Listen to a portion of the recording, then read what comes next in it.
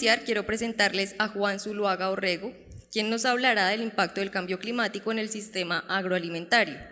Él es coordinador nacional territorial de la FAO Naciones Unidas, doctor en Ciencias Sociales de la Universidad de Antioquia, magíster en Economía Rural, especialista en finanzas e ingeniero agrícola con más de 10 años de experiencia laboral y académica. Doctor Juan Zuluaga, bienvenido.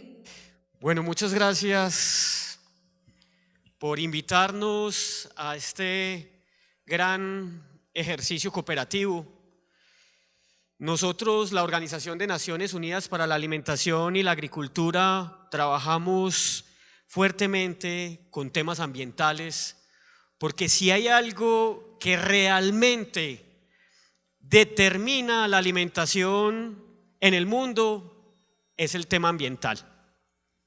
Por eso le agradezco al doctor Enrique que nos haya invitado a conversar con ustedes en esta conferencia internacional, y precisamente lo que estamos tratando es de pasar un mensaje en la construcción de rutas, como ustedes lo tienen como objetivo, y ese mensaje está atado al hambre cero. Ese es precisamente el objetivo mundial, que nadie en el mundo padezca de hambre. Y eso tiene un gran reto, y es el reto frente al cambio climático. ¿Pero qué es hambre cero? Hambre cero es cero retraso de crecimiento en los niños y las niñas menores de 2 años. Que el 100% de las personas tengan acceso a la alimentación adecuada. Que todos los sistemas alimentarios sean sostenibles. Que se aumente el 100% de la productividad y el ingreso de los pequeños agricultores, productores y productoras de alimentos. Y un tema que es bastante crítico, que es el desperdicio y la pérdida de alimentos. Nosotros hoy estamos habitando un mundo que tiene estas características. Como ustedes pueden ver en esa diapositiva, el mundo hoy es más urbano que rural. Los círculos rojos que ustedes ven ahí son países que ya su población habita en las ciudades, es decir, queremos habitar un mundo y solo queremos vivir en el 3% del área de este planeta.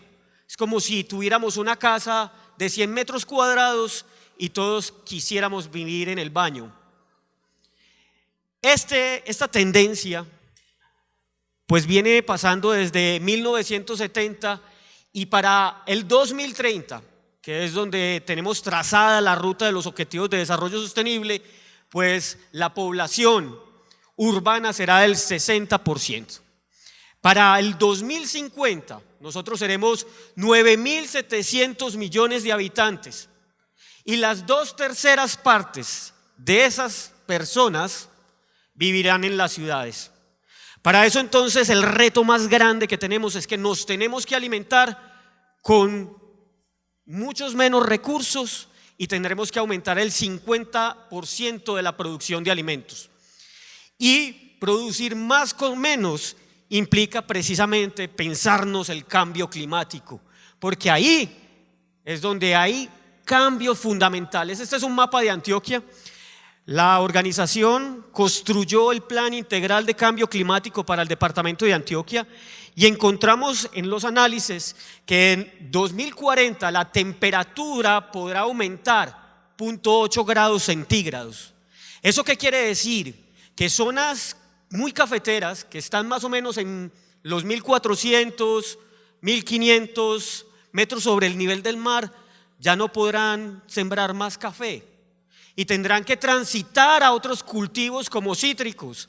Y para el 2100 el aumento de temperatura será de 2.2 grados centígrados solo para el departamento de Antioquia. El caso opuesto es el aumento sobre las precipitaciones, y ustedes pueden observar que esta parte central de Antioquia, que es la zona andina, pues ahí tendremos un aumento del 31 al 40% de las precipitaciones en este departamento. Para el país, según los datos de Planeación Nacional, este territorio que ustedes ven en azul es donde tenemos las zonas de mayor amenaza por deslizamientos. y ahí tenemos más o menos el 18% de la población. Está incluso en esa zona los lugares de mayor producción. También las inundaciones, miren los mapas, ahí en ese también color azul, corresponde al 12% del territorio nacional, y hay un 28% de población del país que puede estar en riesgo de sufrir una inundación y con todo lo que implica ello. Cada medio grado importa, y cada medio grado importa porque por cada medio grado que nosotros en el marco del cambio climático vamos a sufrir, entonces 40% de los huracanes van a tener mayor impacto en los desastres. También el 50% de nuestra pesca se va a ver reducida. El 25% de nuestros recursos van a estar también amenazados. Y en el 2050, señores, señoras, Colombia, si seguimos así como vamos, ya no tendrá más nevados donde visitar. Aparte de eso, es contundente el mensaje del cambio climático en la incidencia económica. Este estudio nos dice que toda la infraestructura, todos los recursos económicos que están recogidos en la zona andina, que son los lugares que mostré donde hay mayores amenazas de deslizamiento e inundaciones, son las zonas donde podemos perder más recursos económicos, ya sea por infraestructura o por cultivos o por infraestructura minera, en fin. Aquí está entonces el 41.4%. Miren, esta es la historia de los desastres que tenemos en el país. Todo lo que nos ha costado el cambio climático, que muchas veces se nos olvida porque se vuelve paisaje. En las noticias todos los días nos muestran que hay una inundación, que hay un deslizamiento o que hay problemas por las sequías. En 1994, el terremoto en Páez, 126 millones, el cafetero, 71.000 millones, luego el huracán Beta, que nos costó también bastante, luego la catástrofe en Gramalote, luego la temporada invernal, que solo la temporada invernal nos costó 12.3 billones de pesos entre el 2010 y el 2011, y pues la tragedia de Mocoa, que nos costó 1.2 billones de pesos, y el huracán Lota, que es el último que tuvimos de gran impacto, pues 139.000 millones de pesos. Entonces, en ese panorama donde venimos asumiendo estos desastres que impactan de manera contundente, pues tenemos un riesgo agroalimentario también fundamental. Por eso los efectos directos de las crisis globales de seguridad alimentaria contemplan el tema no solamente de cambio climático, que lo ven acá en la primera parte, sino que también tenemos que sumarles a estas problemáticas, crisis financieras, incremento de los precios de los alimentos, mayor costo de la canasta básica. Es decir, hoy tenemos una coyuntura que demuestra que todo esto impacta en el hambre cero, que es la apuesta que tenemos. También, no solamente pensar el cambio climático en función de los desastres. Hoy el 74% de las emisiones que está enviando el país hacia la atmósfera provienen del movimiento de carga. Y se los voy a explicar muy sencillo. La zona 1 de Medellín, que recoge la comuna 1, 2, 3 y 4, que es donde vive la mayor parte de la población en estrato 1 y 2, pues se abastece de tiendas de barrio, de legumbrerías y mini mercados de barrio, que son esos punticos que ustedes ven negros allí. Hay alrededor de 2.700 tiendas, legumbrerías, mini mercados que le prestan el servicio a las familias, incluso sirven de financiadores en muchos casos para poder alimentar a esas familias. Cada uno de esos lugares de comercio, cada uno de esos comerciantes, de esas tiendas, va a comprar por separado, individualmente, sus productos para sus tiendas, sus legumbrerías y mini mercados. Eso implica que todos los días hay alrededor de 2.500 viajes de ida y 2.500 viajes de vuelta en la ciudad, impactando de manera contundente una ciudad que sufre mucho por el tema de la calidad del aire.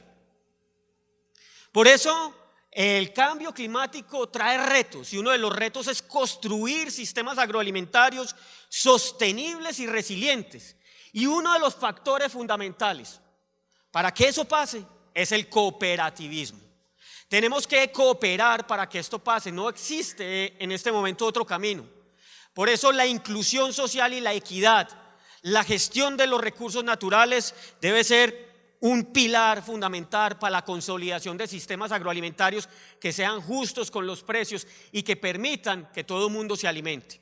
En el 2008 el sector cooperativo firmó el Pacto Verde, y ahí tienen unos compromisos que en una ruta de crecimiento para el sector cooperativo financiero y de crédito debe también quedar explícito, porque en ese Pacto Verde que se firmó entre más o menos unas 140 entidades cooperativas de todo el país, pues hay unos compromisos que deben apuntar precisamente a que las relaciones entre el medio ambiente que consolidan los sistemas de abastecimiento permitan hambre cero.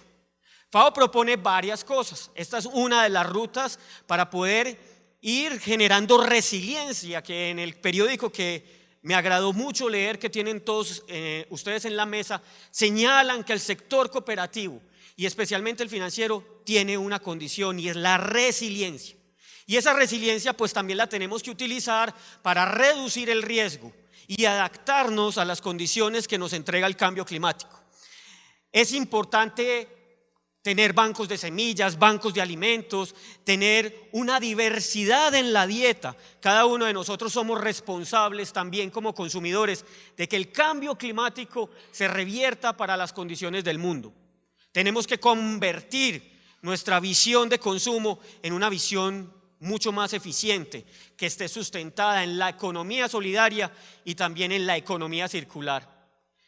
En el Plan Integral de Cambio Climático para el Departamento de Antioquia, FAO entregó 12 medidas para ecosistemas y sus servicios, 11 medidas para el desarrollo agropecuario, 6 medidas para el desarrollo urbano resiliente, 5 para la competitividad y 17 para el sector de energía y transporte. Pero eso tiene un problema: 51 medidas que pueden estarle costando a este departamento alrededor de 4 billones de pesos. ¿De dónde vamos a obtener esos recursos? Pues aquí no solamente hay un reto, sino una oportunidad financiera, porque cada vez que tenemos un evento generado por el cambio climático, pues es pérdida para el sistema productivo nacional. Esto es tan grave por lo siguiente: todos estos datos que yo os estoy diciendo acá los puedo traducir en lo siguiente. La agricultura en el mundo consume el 70% del agua, como lo ven en esa diapositiva. El 20% la industria y el hogar el 10%. Si nosotros revertimos los ciclos, pues vamos a tener muchísimos problemas, porque cuando les indiqué que para el 2050 seríamos 9.700 millones de personas, estos muñequitos que ustedes están viendo en proporción azulitos, me voy a acercar, estos que están acá, estos azules representan la población del 2017. En el 2050 la proporción es aumentar 3 de estos muñequitos que están ahí. Pero ese aumento de 3 muñequitos, que es 9.700 millones de personas, en términos de demanda de agua, estos muñequitos que están aquí solo demandarían estos 2 barrilcitos de agua. Solo esos 3 muñequitos implica que tengamos que duplicar la demanda de agua. Y eso es gravísimo para los sistemas agroalimentarios en el mundo. En el periódico que ustedes tienen en la mesa hay una referencia importantísima. Hacen referencia a Alemania y el río Rin, que era fuente de transporte de mercancías. Y allí, en uno de sus párrafos, mencionan que hoy la crisis que está sufriendo también en los países del desarrollo como Alemania padecen precisamente porque esas conexiones ya no tienen cómo movilizar producto porque están secos. ¿Y eso cómo es de contundente para nuestra cotidianidad? Pues bueno, el cafecito que nosotros escúcheme bien, nos tomamos ahorita en el descanso de mediodía, pues se gastó 140 litros de agua, como lo pueden observar ahí. Una copa de vino, pues requiere una huella hídrica de 120 litros. Un vaso de cerveza 75, un vaso de agua de jugo de naranja, 170, un tomate 13 litros, una manzana 70, y lo puedo llegar a los alimentos procesados, donde una hamburguesa, para usted comerse una hamburguesa, se gastó 2.400 litros de agua. Y un buffet, 7.000. Por eso nosotros tenemos que pensarlo, y en otro de los apartados de ese periódico aparece a lo último una referencia que dice de lo global a lo local, la globalización, cómo la globalización impacta de manera contundente lo local. Y traje este mapa de Antioquia, y Antioquia tiene 125 municipios, el departamento con más municipios del país. Y de esos 125 municipios, solamente 32 municipios le sirven para abastecer el 35-40% de lo que se consume en este departamento, de alimentos. ¿Por qué pasa eso? Pues se los voy a explicar. Miren, aquí están los iluminados en un color más fuerte, el naranja, el rojo. El verde es el Valle de Aburrá y el azul. Suroeste, norte y oriente, nosotros nos dividimos en 9 subregiones. Y como ustedes pueden ver en este mapa que está aquí a su derecha, pueden ver que hay unos pedacitos verdes. Esos espacios verdes son zonas de reserva natural y tienen una conexión directa con los espacios que producen alimentos en el departamento. Es decir, para producir alimentos usted requiere cosechar también agua. Y esta relación es fundamental entenderla para poder tener hambre cero. Pero ¿cómo puede ser la paradoja tan grande que nosotros, con más o menos la mitad de la población del país que come solo 2 veces al día, pues estemos desperdiciando y perdiendo alimentos como lo muestra esta fotografía? Esto es un cultivo de zanahoria en el Carmen de Viboral. Esa zanahoria que ustedes ven en el suelo se pierde, la botan. ¿Por qué se pierde? Porque no tiene las condiciones estéticas para llegar al mercado. Este soy yo, bueno, de pelo largo, pero ahí esta zanahoria, ustedes la ven, es buena para comer. Y no la pueden ni siquiera recoger, no vale la pena recogerla porque el mercado no la paga. Fuera de eso, mezclamos los agroquímicos con la zanahoria. Si no hay una condición adecuada para pensarnos que el ambiente pasa por cosas tan mínimas en los sistemas productivos. Naranja en una empresa grande, esto ya no es un cultivo pequeño de campesinos y de campesinas. Esta es una empresa que se llama Orofruit. Esa naranja la montan a esta volqueta y la tienen que llevar a la compostera porque tampoco ingresa al mercado. Este tomate que es de San Luis, pues ya maduro, no logró tomar un precio para su mercado y terminó pavimentando la vía terciaria de la finca. Eso es una contradicción profunda que implica que pensemos cooperativamente cómo vamos a combatir. Miren esta fotografía tan bella, ¿no? Tan bonita. Así se deben ver nuestros campos. Ahí hay cultivos no solamente de alimentos sino de hortensias, pero desafortunadamente uno ve degradación de los suelos cuando le hace un zoom a esas fotografías. En los sistemas que tradicionalmente se han utilizado en Antioquia para entregarnos el frijol y el maíz. El maíz sirve de triturado para el frijol y degradamos los suelos de esa manera como ustedes lo están observando ahí. Solamente el arroz, ustedes lo pueden leer en esta diapositiva, 3.500 millones de personas dependen del arroz para obtener el 20% de sus calorías. Un desastre en el sistema productivo del arroz causaría una hambruna gigantesca, por ejemplo, en Asia. Más de 1.000 millones de personas dependen de la producción de arroz para su subsistencia. Y las explotaciones familiares, sobre todo en Asia, pues tienen una relación muy fuerte con ese cultivo. Y esto lo muestro porque miren lo que comen los estratos 1, 2 y 3.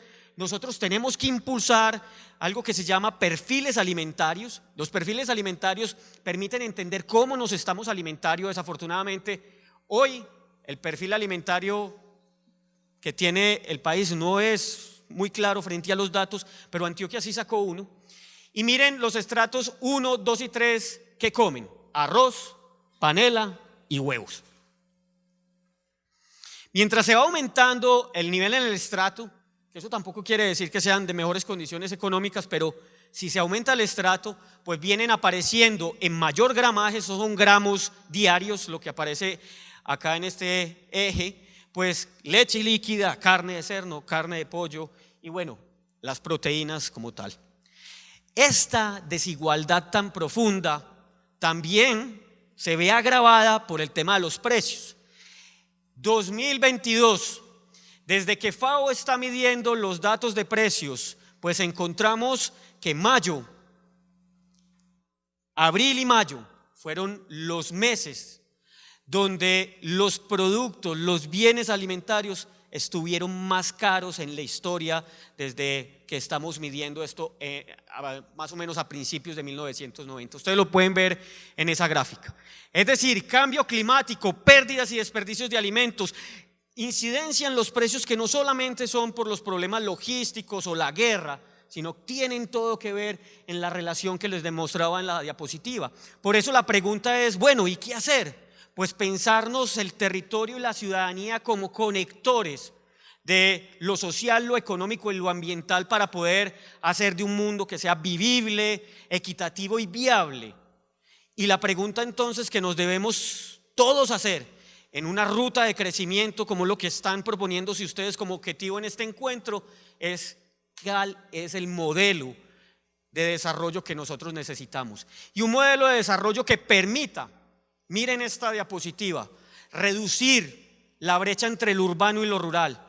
El índice de pobreza multidimensional entre el espacio urbano y lo rural, miren qué barbaridad. Mientras que en lo rural es de 39.9, en lo urbano es de 13.8 para una diferencia de 26 puntos porcentuales.